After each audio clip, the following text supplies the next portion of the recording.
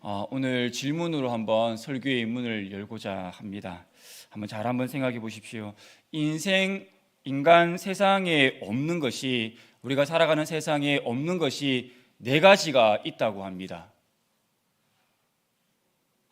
한 가지도 모르는데 네 가지씩이나 물으니 네 가지가 있다고 하는데 네 가지는 과연 무엇일까요? 잘 한번 생각해 보십시오. 우리가 살아가는 이 세상에는 네 가지가 없대요. 잘못 들으면 좀 이상하게 들린다, 맞죠? 네 가지가 없는데 이 네 가지가 무엇이냐 한번 제가 지금부터 이야기해 줄 건데 한번 잘 들어보십시오. 이게 과연 맞는 건지 틀린 건지. 우리가 살아가는 이 세상에는 네 가지가 없는데 무엇이 없느냐? 공짜가 없대요. 비밀이 없대요. 그렇죠? 이거 진짜 니만 알고 있어야 돼. 다른 사람이 알고 있으면 안 돼. 진짜 비밀이거든. 그런데 며칠 지나고 나면 어떻습니까? 다 알고 있죠. 그렇죠. 또 그리고 변하지 않는 것이 없다고 합니다. 그렇죠. 세상은 끊임없이 변해가죠. 그리고 마지막으로 인생에는 정답이 없다고 합니다. 제가 지금 네 가지를 이야기하였는데 진짜 과연 그런가요? 제가 이렇게 네 가지를 이야기할 때에 고개를 끄덕끄덕이시며 반응하시는 우리 성도님들이 계셨는데 제가 이 말씀을 준비하면서 우리가 살아가는 이 세상에는 과연 이 네 가지에 대해서 이야기를 하면서 참 고민이 되었습니다. 세 가지는 이해가 되었어요. 공짜가 없고 또 변하지 않는 것이 없고 또 비밀이 없다. 이것은 이해가 돼요. 그런데 한 가지가 이해가 잘 안 되었습니다. 인생에는 정답이 없다. 인생에는 정답이 없다라는 이 말에 저는 잘 이해가 되지 않았습니다. 문제가 있으면 반드시 무엇이 따라옵니까? 답이라는 것이 따라오게 되어 있죠. 분명히 문제가 있으면 답이라는 것이 따라오는 것이 세상이 어찌 보면 이치입니다. 그런데 인생에는 정답이 없다라는 말은 제가 곰곰이 생각해 봤어요. 생각해 보니 정답이라고 생각했으나 정답이 아닐 때가 있죠. 그런데 정답이 아니라고 생각했으나 또 보면은 정답일 때가 많이 있음을 보게 됩니다. 즉 우리가 살아가는 이 세상은 어찌 보면 정답이 없는 인생 같이 보인다라는 거죠. 다윗이 쓴 시편을 잘 묵상해 보면 어떠한 말씀이 가장 많이 나오냐 하면 하나님께 부르짖었다라는 이 단어가, 이 말이 많이 등장함을 보게 됩니다. 왜 그가 하나님을 향하여서 그토록 부르짖었던 것일까요? 다윗은요, 모든 일의 정답을 하나님께로부터 찾았기 때문입니다. 누구로부터 찾았다고요? 하나님으로부터 찾았다는 겁니다. 그래서 다윗은요, 하나님 앞에 엎드릴 수밖에 없었습니다. 왜입니까? 다윗은 사울 왕에 의해 쫓기는 도망자의 인생이었습니다. 그리고 그가 왕이 되었을 때에도 아들 압살롬에 의해 도망을 쳐야 하는 상황 가운데 있었죠. 어찌 보면 다윗의 삶은 평탄한 삶이 아니었습니다. 고단한 인생길이었음을 우리는 보게 되죠.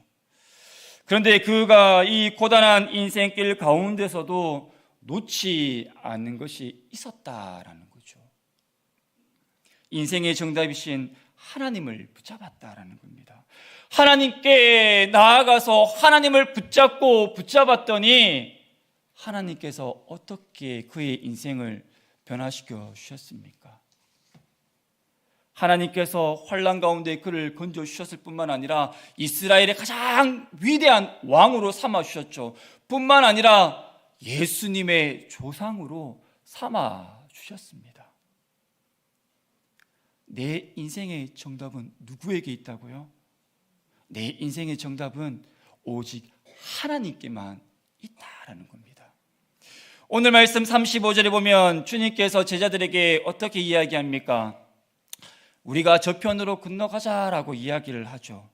저편으로 건너가자라고 예수님께서 제자들에게 이야기하신, 말씀하신 그 이유가 무엇일까요? 주님만이 정답이심을 알려주시기 위해서입니다. 정답이신 나를, 주님만을 바라보도록 하기 위해서 오늘 이 주님께서 제자들에게 저 건너편으로 건너가자라고 지금 말씀하신 거라는 거예요. 그런데 제자들은 어떠합니까? 정답이신 주님을 알지 못했죠. 배를 타고 가는데 갑자기 큰 풍랑이 이제 일어나게 됩니다. 이 풍랑 앞에 제자들이 처음 가졌던 감정이 무엇일까요? 처음으로 제자들이 가졌던 이 감정은요, 두려움입니다. 두려움이에요.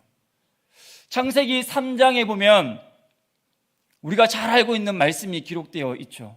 아담과 하와가 선악을 알게 하는 나무 열매를 먹고 난 후 하나님을 향해 처음 가졌던 감정이 무엇일까요? 무엇이었나요? 바로 두려움이었죠. 3장 10절에 보면 이렇게 말씀하고 있습니다. 하나님의 소리를 듣고 내가 벗었으므로 두려워하여 숨었나이다. 지금 아담과 하와가 너무나도 자신의 벌거벗은 몸이 부끄러워서 숨어버린 것이 아니죠. 무엇 때문에 숨어버렸나요? 두려움 때문에 숨어버렸다라는 겁니다. 이 두려움이라는 것은요, 하나님을 밀어내는 강력한 힘을 가지고 있어요. 이 두려움 때문에 아담과 하와는요, 숨어버렸다라는 거죠. 두려움이 우리 삶에 들어오는 그 순간 그냥 하나의 파장으로 끝나버리지 않아요. 그냥 이 두려움이 하나의 감정으로, 시기, 질투, 미움, 이 모든 사랑, 이 모든 감정 가운데 뒤섞여 있는 것으로 끝나지 않는다라는 거죠. 하나님을 끊임없이 밀어내 버린다라는 겁니다. 그렇다면 이 두려움이라는 이 존재는 어떻게 하면 없을 수 있을까요? 오늘 본문에 두려움을 어떻게 하면 정복할 수 있는지에 대한 그 방법이 나오고 있습니다. 오늘 본문의 배경은 어디입니까? 갈릴리 바다이죠. 제자들이 갈릴리 바다에서 무엇을 마주하게 됩니까? 큰 광풍이었죠. 폭풍을 이제 마주하게 됩니다. 처음 폭풍을 마주할 때에는요, 두려움이 없었습니다. 이 정도쯤이야. 이 풍랑은 내가 헤쳐나갈 수 있어. 가 바로 제자들의 반응이었어요. 성경에는 기록되어 있지 않지만 그런 반응이었다라는 거예요. 왜일까요? 제자들 가운데 누가 있었습니까? 뭔가를 막 얘기하고 있는데 정확하게 한번 이야기 한번 해보십시오. 지금 제자들 가운데 누가 있었습니까? 예수님이면 정답이고요. 예수님이 아니라 예수님의 제자들 가운데에 어부 출신들이 있었죠. 이 갈릴리 바다에서 먹고 자란 베테랑들이 있었다라는 겁니다. 그들은 이 갈릴리 바다를 놀이터로 삼았어요. 이 갈릴리 바다의 모든 상황들을 제일 잘 알고 있는 사람들이 이 배 안에 제자들 가운데 있었다라는 겁니다. 그렇기 때문에 처음에 큰 풍랑이 쫙 하고 밀려올 때에 아무렇지도 않게 생각했어요. 괜찮아. 걱정하지 마. 내가 있잖아. 뭐가 걱정할 필요 없다니까. 그렇게 마주했다라는 거예요. 처음에는요, 두려움이 없었습니다. 그래서 그들은 어떻게 합니까? 물을 퍼내기 시작하죠. 그런데 물을 퍼내다 보니 어떠한 일이 발생합니까? 지금의 이 상황은 예전에 내가 물고기를 잡던 그 상황과 다름을 보게 되죠.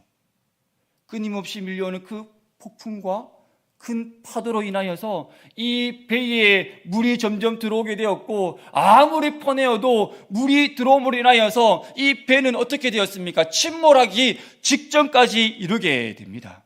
인간으로 살 수 있는 모든 것들을 다 동원하여 열심을 내 보았지만, 발버둥을 쳐 보았지만 소용이 없었다라는 거죠. 지금 제자들이 탄 배에 큰 폭풍과 파도가 밀려와요.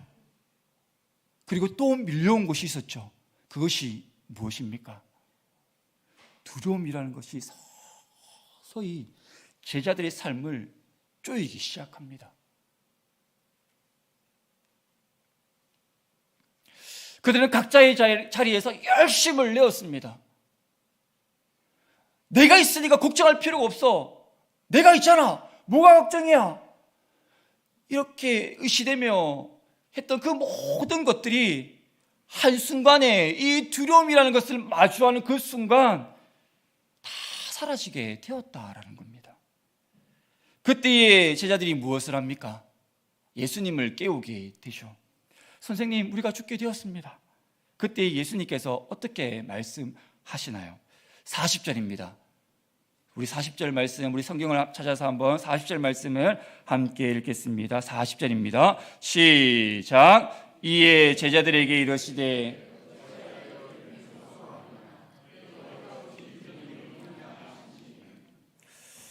두려움 때문에 뭐가 사라져 버립니까?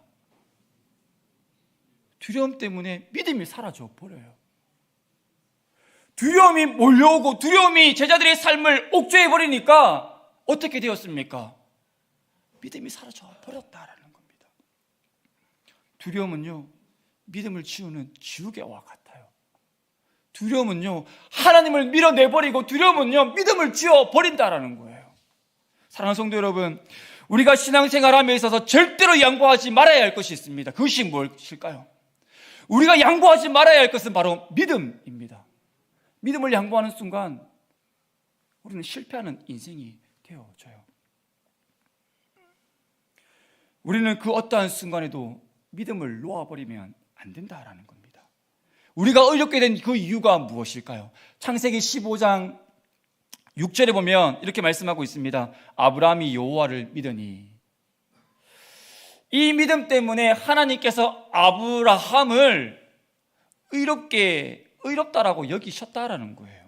그리고 사도행전 16장 31절에 어떠한 말씀이 기록되어 있습니까? 주 예수를 믿으라. 그리하면 어떻게 된다고요? 너와 내 집이 구원을 받게 된다. 믿음과 의로움이 연결되어 있지만 믿음과 구원이 또한 연결되어 있음을 보게 되죠. 그리고 히브리서 11장 6절에 보면 믿음이 없이는 누구를 기쁘시게 하지 못한다? 하나님을 기쁘시게 하지 못한다라고 말씀하고 있어요. 하나님이 기뻐하시는 자는요, 어떤 성도다? 믿음의 성도라는 겁니다. 믿음. 내가 믿음을 소유하고 있지 않으면, 내 안에 믿음이 사라져버리면 그 어떤 행위로도 하나님을 기쁘시게 할 수 없다라는 겁니다. 명심하셔야 됩니다. 열심히 교회에 나온다고 하더라도, 열심히 교회와 섬긴다 하더라도 소용이 없다라는 거예요. 그 안에 믿음이 없으면 하나님께서 기쁘시게 여기지 않는다라는 거죠. 성도가 다른 모든 것들이 다 사라져 버려도 지켜야 할 것이 단 하나 있다면, 붙잡아야 할 것이 단 하나 있다면, 양보하지 말아야 할 것이 단 한 가지가 있다면 그것이 무엇입니까? 바로 믿음입니다. 하나님께서 우리에게 항상 요구하시는 것은요, 믿음이라는 거예요. 이 세상을 살아가는 성도에게 필요한 것은 믿음입니다. 믿음이라는 겁니다. 요한일서 5장 4절에 보면 이렇게 말씀하고 있어요. 무릇 하나님께로부터 난 자마다 세상을 이기느니라. 세상을 이기는 승리는 이것이니 바로 우리의 믿음이다. 이 세상을 이기는 승리는 무엇이다? 바로 믿음이라는 거예요. 세상에서 우리에게 필요한 것은 바로 믿음입니다. 믿음이라는 거예요. 믿음이 너무 중요하고 우리가 끝까지 붙잡아야 할 것이기 때문에 사탄이 우리를 건드리는 것이 바로 믿음이라는 거예요. 사탄의 전략은요, 처음이나 지금이나 동일을 합니다. 하나님을 향한 그 믿음을 떨어뜨리기 위해서 사탄은요, 이제 특별한 전략을 세웁니다. 믿음이 떨어지는 그 순간 이제 하나님과의 관계가 멀어지게 된다는 거죠. 그래서 사탄은요, 끊임없이 우리의 믿음을 건드린다는 거예요. 우리의 믿음이 연약해지는 순간 어떻게 됩니까? 우리의 삶들 속에서 하나님이 있는 듯하지만 없는 듯하고 하나님이 없는 듯하지만 있는 듯한 그러한 삶을 살아가게 되다가 점점 내 삶 가운데에 하나님이 없는 삶을 살아가게 되어진다는 겁니다. 창세기 3장 1절에 보면 어떤 말씀이 기록되어 있나요? 뱀이 하와를 유혹하죠. 처음 그들에게 던진 시험거리가 바로 믿음이었습니다. 창세기 3장 1절 말씀에 보면 이렇게 말씀하고 있어요. 뱀이 여자에게 물어 이르되 하나님이 참으로 너희에게 동산 모든 나무의 열매를 먹지 말라 하시더냐. 지금 믿음을 흔들어 놓는 거죠. 이것이 바로 사탄의 계략이라는 겁니다. 그렇다면 성도들이 이 믿음을 지키기 위해서 해야 할 일은 바로 두려움과 싸우는 것입니다. 두려움과 싸워야 한다는 거예요. 왜죠? 이 두려움이 믿음을 치워버리기 때문입니다. 이 두려움이 하나님을 밀어버리기 때문이라는 거예요. 두려움의 특징을 잘 한번 살펴보면 이 두려움은요, 예수님과 함께 있어도 찾아온다라는 겁니다. 늘 언제나 우리 곁에 있는 것이 두려움이라는 거죠. 36절에 보면 지금 배에 누구와 함께 있습니까?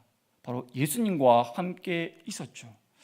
예수님이 함께 그 배에 타고 있었지만 제자들 가운데 두려움이 찾아왔다라는 겁니다. 성도 여러분, 우리가 열심히 교회를 다닌다 할지라도, 우리가 열심히 전도회 모임 가서 열심히 공동체 안에서 은혜를 나눈다 할지라도, 목장지기로서 열심히 섬긴다 할지라도, 내가 열심을 다해서 각자의 자리에서 섬기며 나간다 할지라도 두려움이 찾아올 수 있다라는 거예요. 두려움이 찾아올 수 있다라는 겁니다. 그러면 질문 하나 해보겠습니다. 왜 주님과 함께 있는데 주님과 함께 있음에도 불구하고 두려움이 찾아온 것일까요? 잘 이해가 되지 않는 부분이죠. 지금 제자들은요, 예수님과 함께 있었어요. 그런데 제자들에게 무엇이 찾아왔습니까? 두려움이라는 것을 엄습해 찾아왔다라는 겁니다. 제자들에게 두려움이 찾아온 그 이유는요, 바로 제자들이 예수님을 대할 때의 태도와 지금 그 고백 속에서 우리는 그 답을 찾을 수가 있습니다. 제자들이 예수님을 지금 어떻게 대하고 지금 어떻게 지금 이야기하고 있습니까? 38절을 한번 볼까요? 38절에 보면 큰 광풍으로 인해 제자들이 당황해하면서 예수님을 지금 어떻게 부르고 있습니까? 선생님이여, 우리가 죽게 된 것을 돌보지 아니하시나이까? 라고 지금 예수님을 향해 부르짖고 있죠. 이 부르짖음은요, 어떤 뉘앙스냐 하면 하소연에 섞인 뉘앙스입니다. 원망이 섞인 뉘앙스예요. 예수님! 지금 우리 죽게 됐는데 지금 뭐하고 있습니까? 지금 코나 굴굴거리면서 지금 뭐하고 있어요? 지금 죽게 됐다니까. 예수님도 죽어요. 지금 죽어요. 지금 죄를니까 빨리 깨서 빨리 상황을 빨리 지금 해결해달라는 겁니다. 지금 제자들은 이 문제의 이 풍랑의 이 해결자 대신 이 정답이신 예수님을 바라보지 못했어요. 그래서 그들은 잠자고 있는 선생님을 발견하고 어떻게 해야 합니까? 원망에 섞인 투로 우리가 죽게 되었다. 왜 당신은 지금 잠자고 있느냐라고 그런 하소연에 섞인 말을 하였다라는 겁니다. 그들은요, 잠자고 있는 선생님은 발견했지만 바다를 창조하신 예수님을 발견하지 못했다라는 거예요. 풍랑을 잔잔케 하시는 예수님을, 그 예수님이 정답이심을 그들은 알지 못했습니다. 왜입니까? 바로 영적인 눈이 감겨져 버렸기 때문입니다. 선생님은 알았는데 인생의 정답이신 예수 그리스도는 보지 못했습니다. 예수님께서 바람을 부시는 다음에 제자들은 어떠한 반응을 보였습니까? 41절에 보면 그가 누구이기에 이 바람과 바다도 순종하는가? 제자들은 예수님과 함께 함에도, 함께 있으면서도 예수님이 누구인지 몰랐다라는 것이죠. 성도 여러분, 우리의 신앙의 연수가 중요한 것이 아닙니다. 얼마만큼 섬겼냐가 중요한 것이 아니라는 거죠. 직분이 중요한 것이 아닙니다. 예수 그리스도를 모르면, 예수님을 제대로 알지 못하면 우리가 아무리 설교를 많이 듣는다 할지라도 어찌 보면 이 시대는 설교의 홍수 시대에 살아가고 있죠. 휴대폰만 열면 유튜브를 통해서 언제든지 말씀을 들을 수가 있어요. 라디오만 켜면 들을 수가 있어요. TV만 틀면 들을 수가 있는 설교의 홍수 시대에 살아가고 있어요. 아무리 말씀을 많이 듣는다 할지라도 소용이 없다라는 겁니다. 누구를 모르면요, 우리 인생의 정답이신 예수님을 모르면 소용이 없다라는 겁니다. 열심히 찬양을 부른다 할지라도 소용이 없다라는 겁니다. 진짜 예수 그리스도가 누구인지 모르면 소용이 없다라는 거예요. 제가 예전에 설교할 때에 들었던 이야기가 있습니다. 제가 예전에 사역했던 교회에 한 권사님이 저에게 찾아와서, 목사님, 정말 부끄러운 사실인데 저 예수님이 안 믿겨져요. 많은 성도들이 이 권사님을 좋아했고 존경했고 많은 성도들이 따랐는데 본인은 그렇지 않았다라는 거죠. 진짜 예수 그리스도가 누구인지 예수님이 믿겨지지 않았다는 겁니다. 나의 죄 때문에 십자가에 달려 돌아가신 그 예수님이 믿겨지지 않았다는 거예요. 그래서 직분이 중요한 것이 아닙니다. 연수가 중요한 것이 아니에요.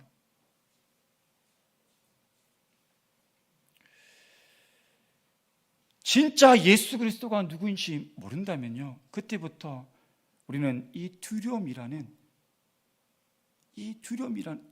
때문에 우리는요 늘 넘어지는 삶을 살아갈 수밖에 없다는 거죠. 하나님을 밀어내버리고 믿음을 지워버린다라는 겁니다. 그런데 반대로 생각해 보면 어떻습니까? 예수 그리스도를 향해 우리의 시선이, 초점이 맞춰져 있으면, 향해 있으면, 주님을 붙잡기만 하면 어떻게 됩니까? 두려움은 내 인생 가운데 사라지게 된다라는 거죠. 믿음의 강한 용사로 세움을 받게 된다라는 겁니다. 성도 여러분, 많은 믿음의 선배들이 하나님이 어떤 분이신가, 예수 그리스도가 어떤 분이신지 할 때 그들은요 두려움으로부터 승리할 수 있게 되었습니다. 우리가 잘 알고 있는 사자굴에도 들어간 다니엘은 그 사자굴에 들어갈 때 어떤 모습으로 들어갔습니까? 담대함으로 들어갔죠. 왜, 어떻게 그 담대함으로 들어갈 수 있었을까요? 정답이신 그 예수님이 나와 함께함을 알았기 때문입니다. 사도 바울은 복음을 전하다가 감옥에 갇혔습니다. 죽을 수도 있는 상황이었죠. 그런데 바울은 그 감옥에서도 어떻게 하였습니까? 인생의 이 문제의 해결자 되신 주님이 나와 함께함을 알았기에 그는 오히려 담대함으로 찬양하였음을 우리는 보게 됩니다. 이 두려움이라는 것은 예수님만이 우리의 정답이심을 알게 될 때에 사라지게 됩니다. 주님을 붙잡는 그 순간 두려움이라는 것은 사라지게 된다는 거죠. 믿음을 켜면요 두려움은 꺼지게 되어 있습니다. 믿음을 켜는 그 순간 두려움은 내 속에서 꺼져 버린다라는 것이죠. 예수 그리스도만이 정답이심을 알 때 우리의 삶 가운데에 평안함이 찾아오게 된다는 것을 기억하십시오. 교회 다니는 것이 중요한 것이 아닙니다. 예배의 자리에 앉아있는 것이 중요한 것이 아닙니다. 분명히 중요하죠. 그런데 그것보다도 더 중요한 것이 있습니다. 예수 그리스도만이 내 인생의 정답이심을 아는 것이 중요하다라는 겁니다. 예수 그리스도만이 정답이심을 알 때에 두려움을 끄고 믿음을 붙잡는 인생이 되게 됩니다.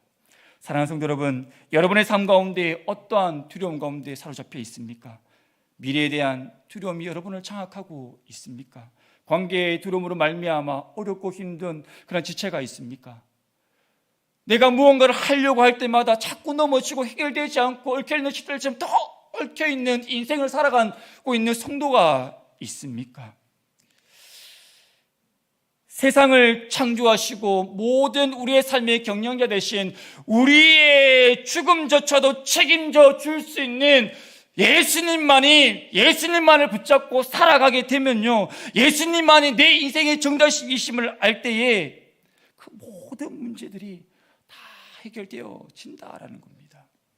성도 여러분, 주님만 찾으면 됩니다. 다른 건 몰라도 괜찮아요.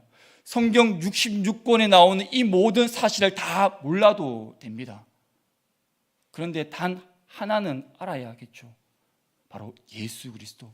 예수 그리스도 한 분은 잊어버리면 안 됩니다. 예수님만 찾으면 된다라는 겁니다. 예수 그리스도는 누구이십니까? 예수 그리스도는 죽은 자를 살리신 분이십니다. 예수 그리스도는 누구이십니까? 바다를 창조하시고 바다를, 그 풍랑을 잠잠케 하신 분이 바로 예수 그리스도이십니다. 정답이신 주님을 만나면 두렵지 않다라는 거죠.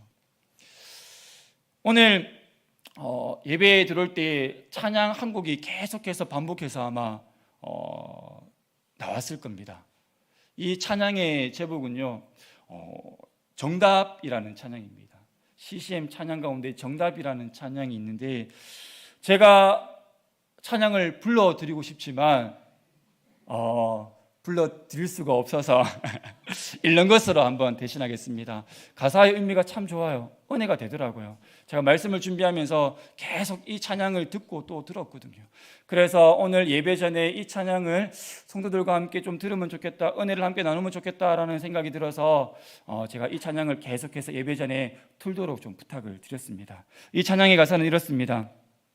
나의 삶의 길에 확신이 없을 때에, 희미하게 보이는 길도 불안할 때, 모두가 모든 것이 다 이 길이 아니라고 말할 때에 나는 주님께 귀 기울이네.